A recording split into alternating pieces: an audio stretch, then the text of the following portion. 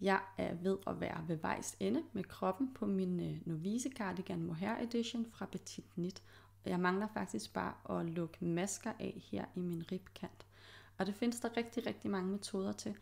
Jeg synes, at når man er nybegynder, kan man godt have en tendens til at få lukket meget stramt af. Så jeg vil vise en elastisk metode til at lukke af her, også fordi vi strikker i mohair, som overhovedet ikke er elastisk.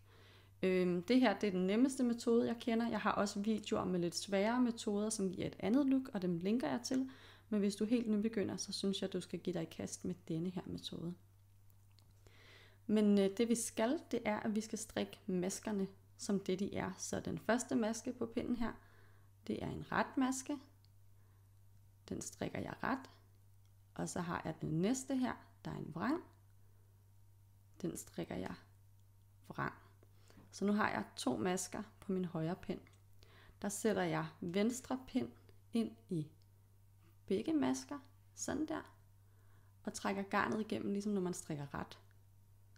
Sådan, så har jeg fået lukket en maske af, som sidder her, og jeg har en maske siddende her. Så strikker jeg en til, og det er en ret.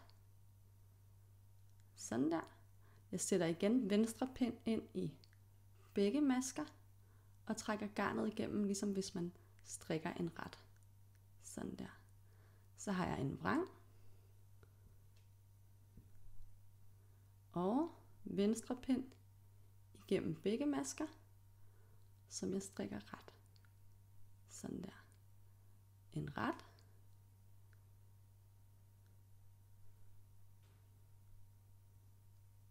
Og sådan der. Og sådan fortsætter jeg altså hele vejen rundt her på min cardigan. Nu er jeg ved at være ved vejs ende her. Jeg strikker lige de sidste.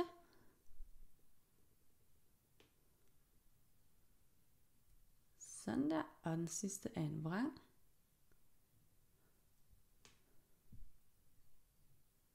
Og venstre pind igennem begge.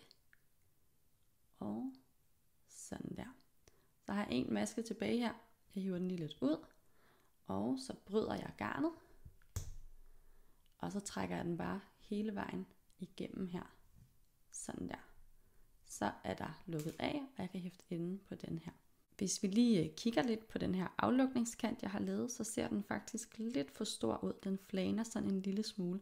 Det må den gerne, men du skal selvfølgelig tjekke, at du har fået lukket af i den rigtige fasthed, hverken for stramt eller for løst. Men sådan en nystrikket rib her, den er sådan helt samlet. I kan se, vrangmasken kan man næsten ikke se. Og lige så snart, at man tager sin cardigan i brug og vasker den, så vil den åbne sig op.